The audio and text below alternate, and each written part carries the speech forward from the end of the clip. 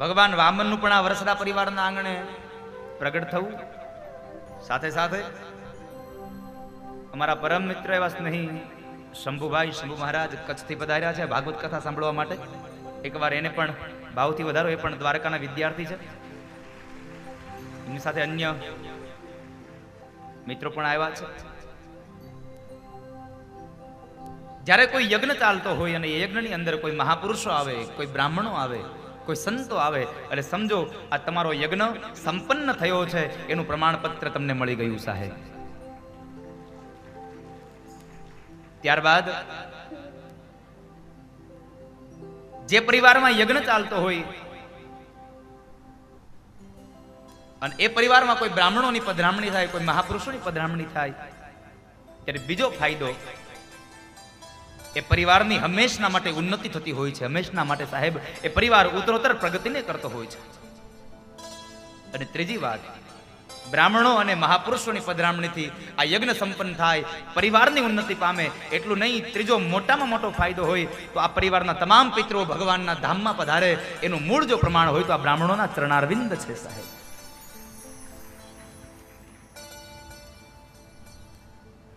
એટલે મારે શંભુ મહારાજ આજે કચ્છથી પધાર્યા છે. કચ્છથી તો ઘણા બધા આવે છે અહીંયા કથા સાંભળેલા ભાઈ. કાલ મને ખબર પડી, ડોક્ટર સાહેબ કહેતા હતા કાલે બસ આવી હતી ને કઈ, હા કચ્છથી બસ આવી હતી. લ્યો, હા મોરબી સિવાયના આજુબાજુના ગામડાના લોકો કેટલા આવો છે જરા હાથ ઊંચો કરો તો. ઓહો,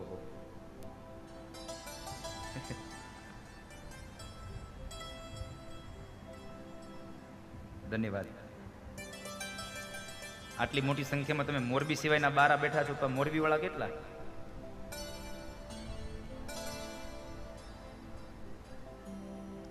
ભગવાન વામન બનીને આવ્યા છે. કથા સુખદેવજી મહારાજ રાજા પરીક્ષિતને બતાવે.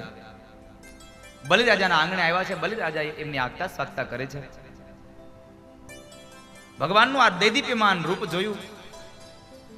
રૂપને જોઈ ભગવાનના ચરણારવિંદની અંદર વિંધ્યાવળી જળ રેડે અને બલિરાજા ભગવાનના ચરણ પખાળે છે. ચરણ પખાળ્યા બાદ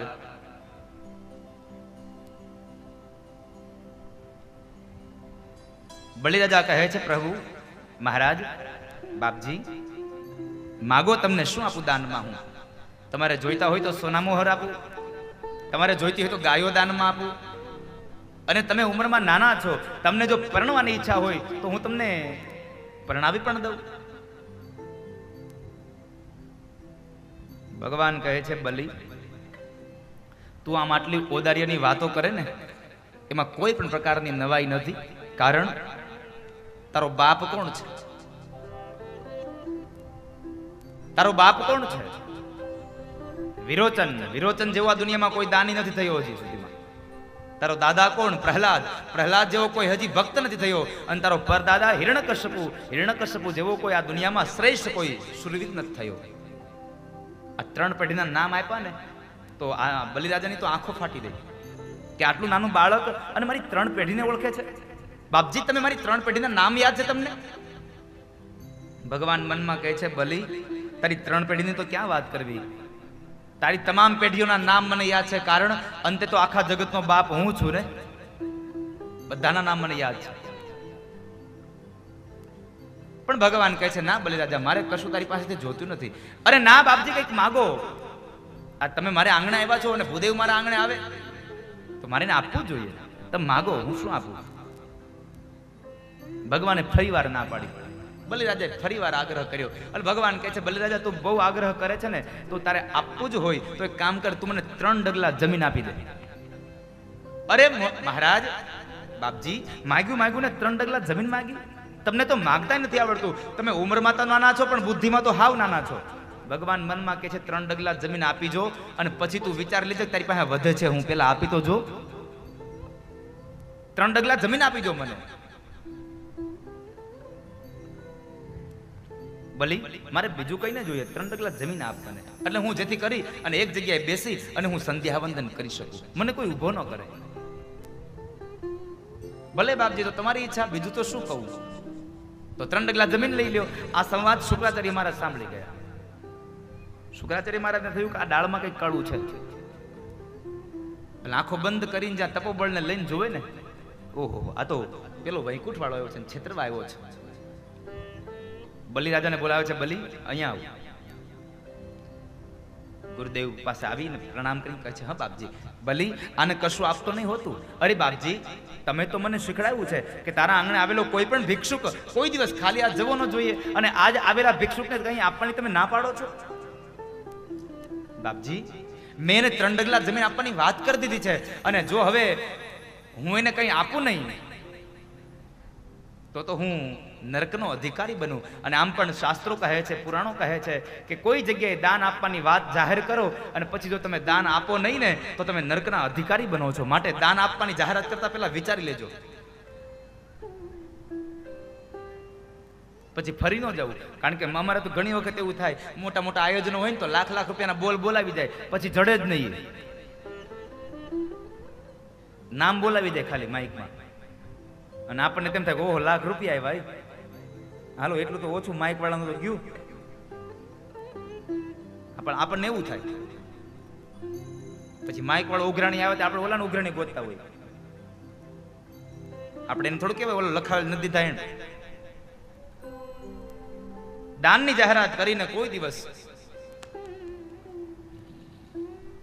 દાન આપવું નહીં એવી વાત ન કરવી સાહેબ.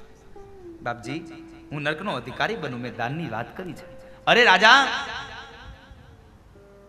આ દુનિયામાં અમુક વસ્તુઓ એવી છે, અમુક જગ્યાઓ એવી છે કે જ્યાં તું ખોટું બોલી જા ને તો એમાં પાપ ન લાગે. પેલી કઈ જગ્યા તો કહે છે, લગ્ન હોય, તમારી ઘરે પ્રસંગ હોય અને એ પ્રસંગની અંદર કોઈ અમંગલ ઘટના બને અને તમે કોઈ એ વાતને છુપાવી રાખો તો તમને પાપ ન લાગે. અને લગ્નમાં બેનું ખોટું જ બોલે નથી. હાડી હોય 3000 લેતા, હમણાં કેટલી મોંઘી છે, 18000 ની સાડી છે. એ સીધી કેટલા ગણી થાય નક્કી નહીં. બોલો છો ને ખોટું? સાચું કહેજો. હા કે ના? માથું તો કરો. હા પડતા. ક્યાંથી શરૂઆત કરો? ખોટું બોલવાનું ક્યાંથી ચાલુ થાય?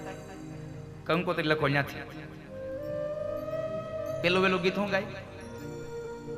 કેસર છાટીને લખવી કંકોત્રી. કેસર છાટીને કંકોત્રી લખવી. હવે એની ઘરે મહેમાન આવ્યા ને દૂધ આપ્યું, એમાં કોઈ દી કેસર નો નાખ્યું હોય, એમાં કંકોત્રી માથે હું કેસર નાખે. વળી પાછા આગળ જાય, ઈ મૂકી દો. આગળ જાય અને તરત જ બરાબર ચાકડો વધાવા જાય તો શું ગીત ગાવ છો તમે? કયું ગીત હોય? મેં તો થાળ ભર્યો રે સગ મોતી રે, મેં તો થાળ ભર્યો સગ મોતી રે. કેટલા લોકોએ આ ચાકડો વધાવા જાય ત્યારે થાળી કંકાવટી જોયા છે? એમાં શું હોય? કંકાવટી હોય અને ચોખા હોય. ચોખા ક્યાં હોય? સમિતિના હોય, મંડળીના. એમાં હારા ચોખા ન હોય. અને તોય પાછા ગીત ગાય, અમે થાળ ભર્યો સગ મોતી રે. ચોખાની ભારોભાર ધુનેડા હાલ્યા થતા હોય એમાં. પણ આ એક પ્રસંગની વાત છે સાહેબ, આનંદનો ઉમંગની વાત છે. પ્રસંગ હોય એટલે માણસ આનંદ કરે. રાજા પ્રાણ સંકટમાં હોય અને જૂઠું બોલી જાય ને, પાપ નહીં લાગે. ગાય, બ્રાહ્મણ અને સ્ત્રીની રક્ષા માટે જ્યારે માણસ જૂઠું બોલે પાપ ન લાગે. પોતાની વૃત્તિ માટે જ્યારે માણસ ખોટું બોલે ત્યારે પાપ ન લાગે. પોતાની સ્ત્રીને રાજી કરવા માટે જ્યારે માણસ ખોટું બોલે તો એમાં પાપ ન લાગે. માટે કહું છું ફરી જા. ના બાપજી, હવે મારાથી નથી. કારણ અને બાપજી બીજી વાત તો એ છે કે અત્યાર સુધી સામાન્ય વ્યક્તિઓ મારી પાસે યાચના કરવા માટે આવતા હતા. સામાન્ય વ્યક્તિઓ મારી પાસે યાચના કરતા હતા. પણ આજે તો સ્વયં વૈકુંઠ વાળો નારાયણ આવ્યો છે. 3 લોકનો અધિપતિ જો મારી પાસે માંગવા આવ્યો હોય તો હવે આના જેવો મને બીજો ભિખારી મળે ક્યાં? અને સીધી વાત છે, આવો ભિખારી ક્યાં મળે? રોજ તો આપણે ભગવાન પાસે જતા હોય માગવા. આજ ભગવાન આપણી પાસે માગવા આવ્યા, તોય ઘણે તો આઠાના ગોઈતા છે. આમ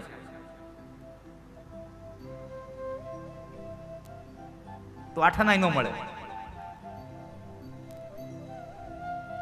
પછી ભગવાન કહે તને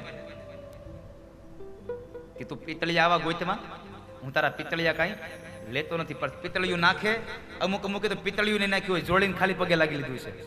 એ જોડીને પગે લાગી નહીં માગે, ભગવાન મારા છોકરાને ધંધો આપજો. ભગવાન કહે છે તમે આમ તમે જોજો, તમે ભગવાનના જ્યારે દાન પેટી ખોલવામાં આવે ને તો એમાં નોટું ઓછી નીકળે, પરચુરણ વધારે નીકળે. અમારે શંભુભાઈ કચ્છમાં જાય ને ક્યારેક કથા કરે ને તો એને આરતી ગઈ ને તો આરતીની થાળીમાં નોટું ઓછી હોય, આઠાના વધારે હોય. હમણાં મેં અમારા રાજનભાઈને મેં કથા કરવા મોકલ્યો સત્યનારાયણની, તો એ ઘરે આવીને મને કે ભાઈ આ તો બહુ મજા આવી. મેં કીધું કાં શું થયું તને મજા આવી? એટલે સત્યનારાયણની કથા તો સત્યનારાયણ જ હોય, કેમ તને દક્ષિણા વધારે આપી કાંઈ? ના એ કે તો એ કે આરતી આવી ને તો આરતીમાંથી 28 આઠાના નીકળ્યા. કે મારે 28 આઠાના નીકળ્યા. છોકરાઓને 50 પૈસા આપો ને તો એ નથી લેતા, અને આઠાના નાખીને આમ આરતી લઈને પાછા કહે હે ભગવાન ધંધો સારો આપજો. કેટલું માગે માણો. ભગવાન કહે છે સામું, એવા પિતળિયા હું કાંઈ લેતો નથી રે, હું કાંઈ ગાંડો નથી રે. એવા પિતળિયા હું કાંઈ લેતો નથી રે, હું કાંઈ ગાંડો નથી. એ ગાંડો ગાંડો નથી રે, ઘેલો ઘેલો નથી રે. ગાંડો ગાંડો નથી રે, ઘેલો ઘેલો નથી રે. કોઈનો છેતરો છેતરાય એવો સસ્તો નથી રે, ઈ કાંઈ ગાંડો નથી રે. કોઈનો છેતરો છેતરાય એવો સસ્તો નથી રે, ઈ કાંઈ ગાંડો નથી રે. ભગવાન કહે છે હું તારાથી છેતરાઈ જાવ એવો હાવ સસ્તોય નથી. તારાથી છેતરાઈ જાય એવો હાવ સસ્તો નથી હું. કે તું મને 2 ફૂલ ધરી જા અને એકાદું 250 ગ્રામનું પેડાનું પેકેટ આપી જા અને એ પેંડા ખાઈને હું તને કઈ 2 લાખ આપી દઉં, આમાંનો હું નથી. માનતા રાકેશભાઈ એવી કરે, હે ભગવાન મારી ભેં જડી જાય ને તો હું તમને 1 ડબ્બો તેલ ચડાવે. 50,000 ની ભેં ને 1500 નો ડબ્બો, 48,500 નો નફો થયો. હવે આવો ધંધો ઓલો કરે?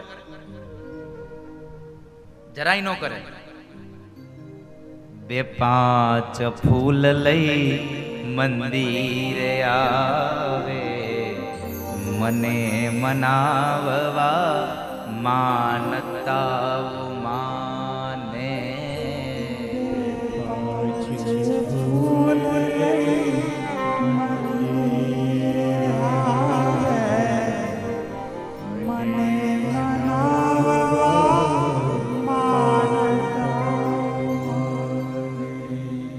માનતા કેવી હોય આપણી? હે ભગવાન મારો આ ચાવીનો જોડો જડી જાય ને તો 2 દીવા કરે. ચાવીનો જોડો જડી જાય તો, અને નો જડે તો તમે 2 દીવાની રાહ જોતા નહીં. હા, આવી તો આપણી માનતા હોય. તમે મને આપો તો હું તમને આપું સાહેબ. અને આ દુનિયા બહુ સીધી વાત છે. આ દુનિયામાં તમે કોઈકને આપો તો કોઈક તમને આપે. તમારે જેવું જોઈએ છે ને એવું તમે કોઈકને આપતા શીખો તો તમને પરમાત્મા આપશે. પ્રેમ જોઈએ છે તો પ્રેમ આપતા શીખો, ભાવ જોઈએ છે તો ભાવ આપતા શીખો, લાગણી જોઈએ છે તો લાગણી આપતા શીખો. બાકી એક હાથથી તાળી નહીં પડે દુનિયામાં સાહેબ. પરમાત્મા પાસેથી તમારે પૈસા જોઈએ છે તો પૈસા પણ આપતા શીખો. અને એટલું યાદ રાખજો, ભગવાન તમારી પાસેથી શું કામ માંગે છે? એને તમને બમણું કરીને આપવું છે ને એટલા માટે તમારી પાસે માંગે છે. કારણ તમે જેટલું ભગવાનના કામમાં વાપરો ને એના કરતા અનેક ગણું તમને કરીને આપી દે. કોઈનો ભાર ન રાખે મુરારી, વ્યાજ સહિત પાછું આપે વનમાળી. તમે જેટલું પણ ભગવાનના કામમાં વાપરો ને એનાથી અનેક ગણું કરીને તમને ફરી પાછું ભગવાન આપી દેતા હોય છે. અનેક ગણું કરીને ભગવાન પાછું આપે. 2-5 ફૂલ લઈ મંદિરે આવે, મને મનાવવા માનતા માને.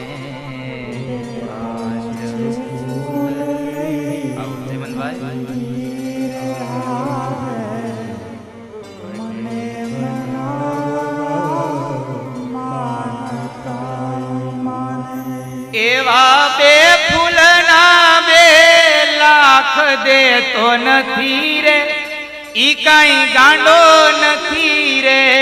એવા બે ફૂલના બે લાખ દેતો નથી રે, ઈ કાંઈ ગાંડો નથી રે.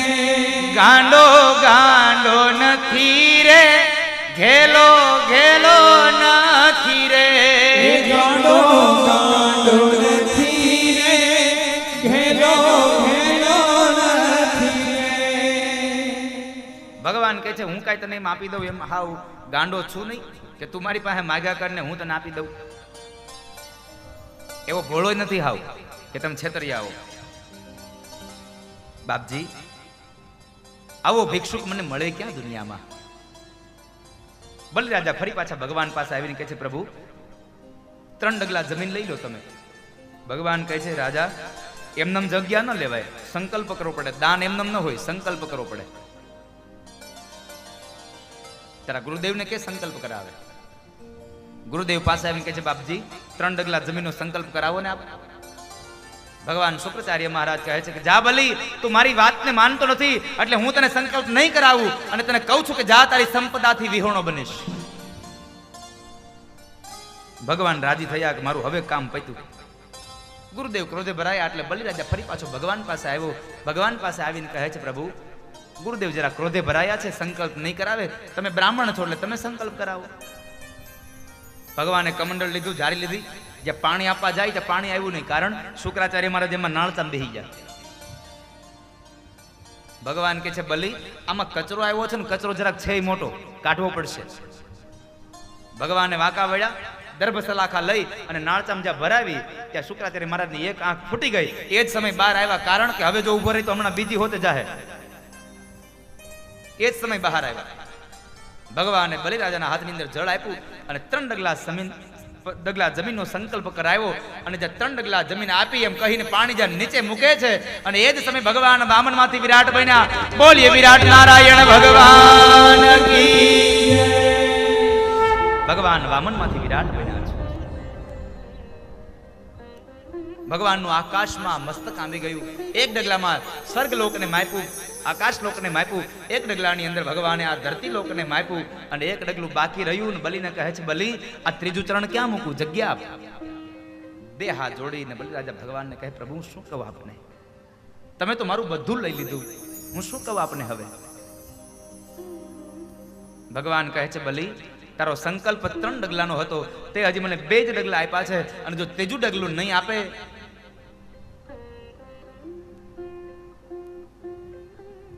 તો તું પાપનો અધિકારી બનીશ. અને એ સમય કહે છે બાપજી મેં મારું બધું ભલે આપી દીધું પણ હજી હું મારો પોતાનો અડગ ઉભો છું, હું કોઈનો થયો નથી. એટલે કામ કરો, તમારું ત્રીજું ચરણ મારા મસ્તક માથે પધરાવો અને મને 3 ડગલા જમીનના સંકલ્પમાંથી મુક્ત કરો. પ્રભુ મને 3 ડગલા જમીનના સંકલ્પમાંથી મુક્ત કરો. ભગવાને ત્રીજું ચરણ જ્યાં એના મસ્તકમાં પધાર્યું અને બલિરાજાને પાતાળમાં ઉતારી દીધો. પાતાળનું રાજ્ય ભગવાને બલિને આપ્યું. ભગવાન અતિ પ્રસન્ન થયા. બલિને કીધું બલી માગી લે, શું આપું તને, હું તારી ભક્તિથી પ્રસન્ન થયો. ભગવાન કહે છે માગ શું આપું. અને એ સમયે બલિરાજા કહે છે પ્રભુ તમે જો આપવા જ માંગતા હોય ને તો હું એટલું માંગુ છું કે જે પાતાળનું રાજ્ય તમે મને આપ્યું ને એ પાતાળના રાજ્યના તમે મારા દ્વારપાળ બનો અને તમે જ મારી રક્ષા કરો. ભગવાન 4 મહિના સુધી દ્વારપાળ બનીને રહ્યા છે. અને એ જે ભગવાન બલિરાજાને ત્યાં જે દ્વારપાળ બન્યા ને એ સમય કયો તો કહે છે કે આ ધરતી પર જ્યારે ચાતુર્માસ ઉજવાય છે ને એ ચાતુર્માસ ભગવાન બલિરાજાને ત્યાં રહ્યા હતા. ભગવાન પાતાળમાં ગયા એટલે સંતોએ અને બ્રાહ્મણોએ આ દુનિયાની અંદર આ ધરતી ઉપર ધર્મનો પ્રચાર કર્યો. ધર્મનું અહીં એમણે ગાન કરાવ્યું છે.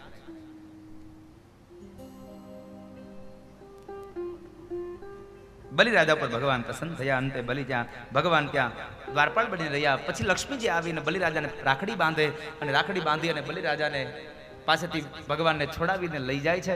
એ સમયે બલિરાજાને ફરી પાછા ભગવાન કહે છે માગ બલિ શું આપું. બલિ કહે છે પ્રભુ બસ બીજું કઈ ન જોઈએ, યહ પ્રેમ સદા ભરપૂર રહે ભગવાન તુમારે ચરણો મેં.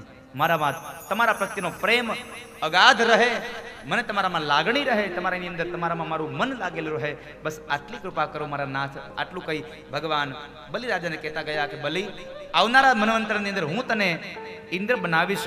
આટલું વચન આપી ભગવાન નીકળી ગયા. આ કથા બતાવે છે કે ભગવાનને પોતાનું સર્વસ્વ સમર્પિત કરી દો.